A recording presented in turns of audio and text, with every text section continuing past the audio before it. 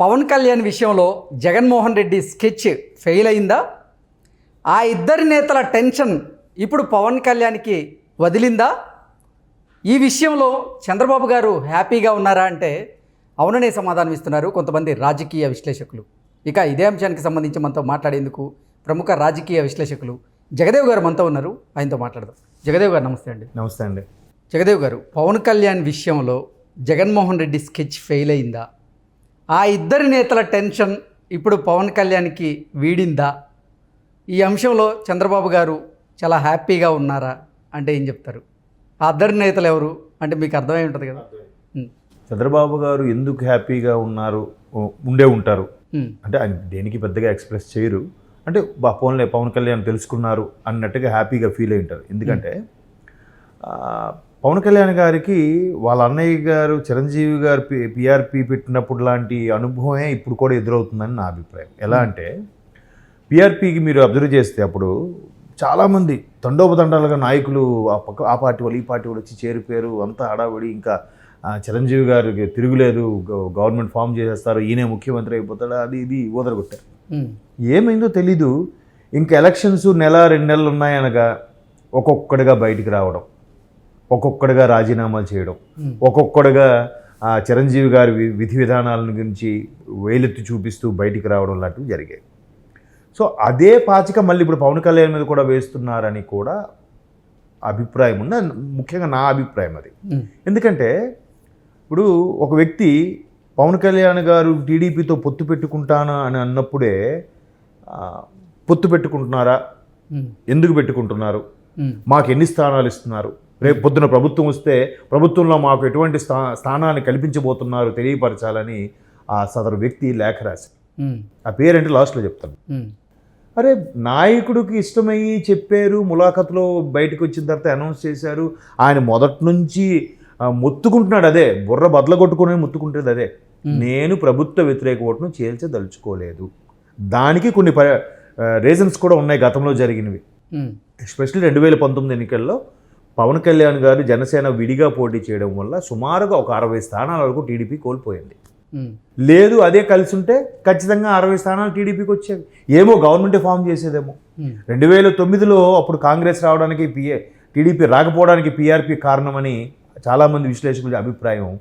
మొన్న 2019లో టీడీపీ మరలా రాకపోవడానికి జనసేన కలిసి పోటీ చేయకపోవడం ఏమో అనేది నా అభిప్రాయం. సో ఇట్లాగా ఎవరెవరైతే ఒకప్పుడు పిఆర్పికి చేసే ప్లాన్ని ఆ స్కెచ్ని ఎక్కడ కూడా అమలు చేయాలనుకుంటున్నారో వాళ్ళందరికీ చెక్ పెట్టేసరికి చంద్రబాబు గారికి తెలియకుండానే పోన్లే పవన్ రియలైజ్ అవుతున్నారు, తెలుసుకుంటున్నారని ఒక అమ్మయ్య అనుకుంటారు కదా. అయితే పవన్ కళ్యాణ్ కూడా చాలా చాకచక్యంగా చేశారు. మొన్న తాడేపల్లిగూడెంలో జెండా పండుగ సభలో ఇండైరెక్ట్గా కొన్ని వ్యాఖ్యలు చేశారు. నా దాంట్లోకి వచ్చి పర్టికులర్గా తన యొక్క సామాజిక వర్గాన్ని ఒక ఓట్లని చేల్చడానికి ప్రయత్నించారు. అటు వెళ్తున్నట్టు వెళ్ళి మళ్ళీ ఇక్కడికి వస్తే నేను తీసుకుంటానని అనుకున్నారు. అటువంటి వాళ్ళకి నేను అవకాశం ఇవ్వదలుచుకోలేదు అన్నట్టు కూడా చెప్పారు. అంటే ఇంతకుముందు ఆ వ్యక్తి ఎవరు అది కూడా నేను చెప్తాను. అటు వెళ్ళిపోయి లేదు వాళ్ళు మాకు సముచిత స్థానం ఇవ్వట్లేదు అని మళ్ళీ టీడీపీ జనసేనలోకి వస్తే అర్థం ఏంటి అంటే ఇందులో ఉంటూనే అక్కడ వాళ్ళకి కోవటగా పనిచేసే అవకాశం ఉందని ఒక అభిప్రాయం. గతంలో ఒక వ్యక్తి లేఖ రాశారని చెప్పాను కదా. ఆ లేఖ రాసినప్పుడు మీకేంటబ్బా ప్రాబ్లం, మీరు ఎందుకు లేఖ రాస్తారు, పైగా మీరు చాలా సీనియర్లు, చాలా అనుభవం ఉన్న నాయకులు కదా, మీకు తెలియదా ఏ లేఖ ఎందుకు రాయాలి? ఆల్రెడీ కింద స్థాయిలు సమన్వయ కమిటీలు కలిసి పనిచేస్తుంటే మీరు మళ్ళీ పుల్లలు పెట్టేలా మాట్లాడడం ఏంటి? ఇంకో ఆయన ఉంటాడు రాజమండ్రిలో, ఆయన ప్రెస్ మీట్ పెట్టి మరి పవన్ ఇట్లా అవడం వల్ల ఎప్పటికీ పవన్ ముఖ్యమంత్రి అవ్వలేడేమో, పవన్ అసలు ఎందుకు మళ్ళీ చంద్రబాబు మాట వింటున్నాడు అన్నట్టుగా అన్నాం. ఒకవైపు పవన్ కళ్యాణ్ మెచ్చుకుంటూనే, అంటే వీళ్ళు పేరుకి పవన్ కళ్యాణ్ ఇష్టపడుతూ పవన్ కళ్యాణ్ జనసేనకి సపోర్ట్ చేస్తూ జనసేనలో ఉండే కోవట్లా పనిచేస్తున్నారా వీళ్ళు? జనసేనలో వేరే వైసీపీకి కోవట్లా పనిచేస్తున్నారేమో అని నాకు డౌట్ వస్తుంది. అంతే కదా. అలాంటి వాళ్ళందరికీ కూడా పవన్ కళ్యాణ్ శుతిమెత్తగా చెక్ పెట్టారు. అంటే వాళ్ళు ప్లాన్ ఏం చేశారంటే అక్కడ వెళ్ళి జగన్మోహన్ రెడ్డి గారితోని పవన్ కళ్యాణ్ గారి మీద మేమే మంచి పోటీ, ఆ సామాజిక వర్గానికి సంబంధించి మేమే ఎదురులేని నాయకులం, ఖచ్చితంగా మాకు పోటీ వస్తుంది అని చెప్పి వెళ్ళి అక్కడ మొత్తానికి బెడిసి కొట్టిందో లేదా లేదు మీకు అవకాశం కల్పిస్తాను ముందు మీరు అటువైపు వెళ్ళి మళ్ళీ ఇటు వచ్చేయండి అని చెప్పారో తెలియదు. కానీ మళ్ళీ వెనక్కి వచ్చారు. వెనక్కి వచ్చినప్పుడు పవన్ కళ్యాణ్ గారు వాళ్ళకి అవకాశం ఇవ్వలేదు. అంటే ఇవ్వను అని చెప్పలేదు, ఇస్తానని చెప్పలేదు. మొన్న తాడేపల్లిగూడెంలో చేసిన వ్యాఖ్యలు బట్టి అర్థమైంది ఏంటంటే, ఓహో ఆ పర్టికులర్ సామాజిక వర్గానికి చెందిన వ్యక్తులకైతే ఈసారి స్థానం లేదు, అంటే ఎక్కడి నుంచి కూడా పోటీ చేసే అవకాశం జనసేన ఇవ్వట్లేదు, టీడీపీ ముందే చెప్పేసింది. అందుకే టీడీపీ అధినేత చంద్రబాబు నాయుడు గారు దీన్ని అన్నిటికి ముందుగానే ఒక 2 నెలల ముందుగానే ఒక గట్టు వేసి చెప్పాడు ఆయన. ఎట్లా అంటే కుటుంబం నుంచి ఒక్కరికే ఇచ్చే అవకాశం ఉంది, అలా కాకుండా ముందు ఇందులో ఉండి పార్టీలో ఉన్న వాళ్ళు మొదటి నుంచి జెండా పట్టుకుని తిరిగిన వాళ్ళకి అవకాశం, మధ్యలో ఊగిసలాడే వాళ్ళకి ప్రాధాన్యత ఇవ్వను, అటు వెళ్ళిపోయి ఇటు మాట్లాడి ఇటు వెళ్ళిపోయి అటు మాట్లాడే వాళ్ళకి కూడా అవకాశం ఇవ్వబోవట్లేదు అన్నట్టు కూడా ఆయన చూచాయిగా చెప్పడానికి కారణం ఇదే. సో ఎప్పుడైతే పవన్ కళ్యాణ్ గారు ఇలా చెప్పారో, ఖచ్చితంగా అందరికీ అర్థమైంది ఏంటంటే పవన్ కళ్యాణ్ గారు కాపు సామాజిక వర్గానికి చెందిన నేత.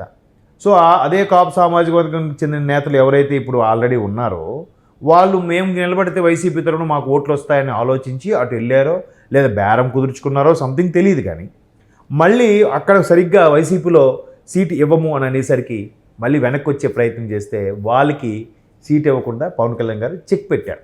ఆ చెక్ ఎలాగా, తాడేపల్లిగూడెం సభ సాక్షిగా కొన్ని రకాల వ్యాఖ్యల ద్వారా. మీరు ఆ సభ స్పీచ్ చూడండి ఒకసారి ఎలా ఉంటుందో.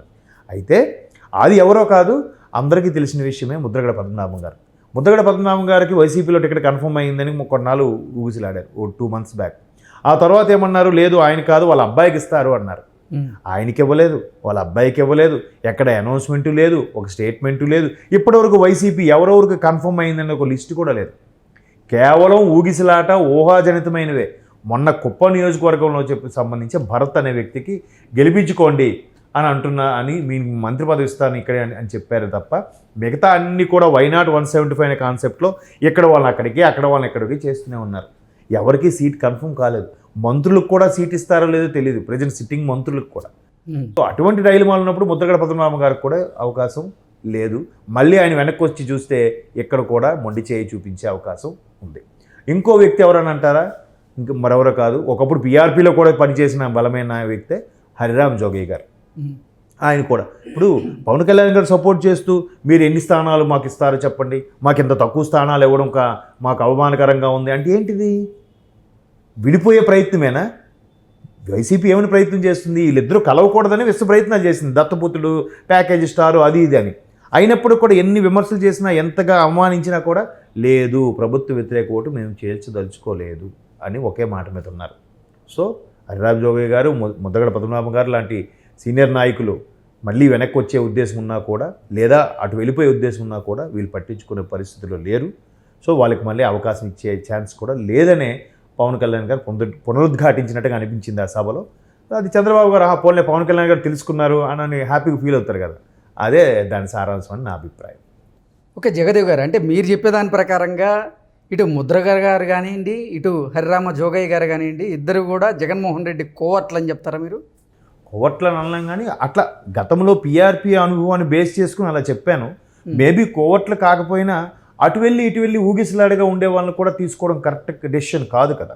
తుమ్మితే ఊడిపోయి ముక్కులా ఉంటే టీడీపీ జనసేన పొత్తుని విచ్ఛిన్నం చేసేందుకే జగన్మోహన్ రెడ్డి ఒక స్కెచ్ చేశారని, ఆ స్కెచ్లో భాగంగానే ఇటు ముద్రగడ గారిని అలాగే హరిరామ జోగయ్య గారి చేత కొన్ని వ్యాఖ్యలు చేయించారు, కొన్ని లేఖలు రాయించారు. వీళ్ళిద్దరూ కూడా వైఎస్ఆర్సీపీకి సంబంధించినటువంటి కోవర్ట్లే, కానీ ఇప్పుడు జగన్మోహన్ రెడ్డి కోవర్ట్ ఆపరేషన్ విఫలమైంది అంటూ కూడా కొన్ని వార్తలు వస్తున్నాయి. అదే అందులో మేబీ ఆ విశ్లేషణలో అలా చూస్తే అలాగే అనిపిస్తుంది. కాబట్టి ఖచ్చితంగా అందుకే పవన్ కళ్యాణ్ గారు తీసుకున్న డెసిషన్కి చంద్రబాబు గారు హ్యాపీగా ఫీల్ అయ్యారని మీరు అడుగుతున్నారు కదా, మేబీ అదే అయి ఉంటుంది.